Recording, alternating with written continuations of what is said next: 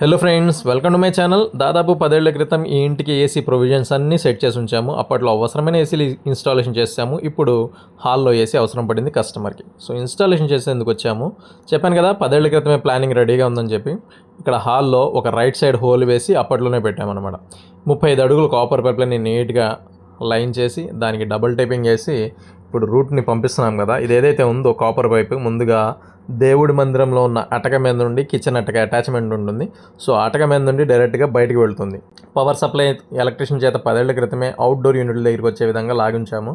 So ఇప్పుడు మేము AC installation చేసేటప్పుడు main supply and communication cable ఈ రెండు కేబుల్స్ని కూడా లాగామన్నమాట. ఇండోర్ యూనిట్ని ఫిక్స్ చేసాము.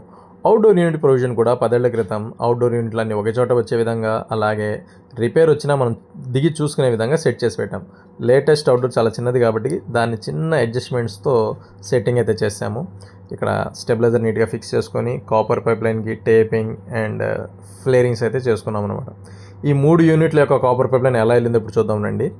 ఈ హాల్లో ఉన్న ఏసీ యొక్క ప్రొవిజన్ పైప్ లైన్ ఇలా అటక మీద నుండి వెళ్తున్నప్పుడు మధ్యలో ఒక చోట డైనింగ్ ఏసీ పెట్టుకోవాలనుకుంటే దానికోసం ప్రొవిజన్ అనేది పెట్టుంచారు. అలాగే ఇంకొద్ది ముందుకు వెళ్తే మొదట్లో ఫిక్స్ చేసిన బెడ్రూమ్ యొక్క ఏసీ ప్రొవిజన్ అనమాట. ఈ ఏసీ పైప్ లైన్ కూడా ముందుగానే వెళ్ళుంది. సో ఈ 3 ఏసీలకి డ్రైన్ పైప్ లైన్ని కన్సీల్డ్లోనే ముందుగానే లాగుంచాము. సో ఎప్పుడు ప్రాబ్లం రాదు. పైప్ లైన్ ఎప్పుడైనా డ్రైన్ బ్లాకేజ్ అనేది అవ్వదు. పెద్ద పైపులే వేసి ఉంచాము.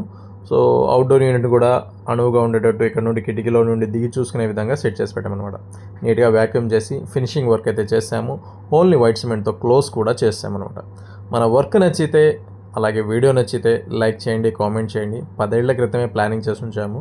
సో కస్టమర్కి కంటిన్యూ సపోర్ట్ ఇస్తూ ఉంటాము. మీరు కూడా మీ సపోర్ట్ని మాకు అందించండి. వీడియో నచ్చితే లైక్ చేయండి, కామెంట్ చేయండి. Thanks for watching. Stay tuned for more videos. మరొక వీడియోతో మళ్ళీ కలుద్దాం.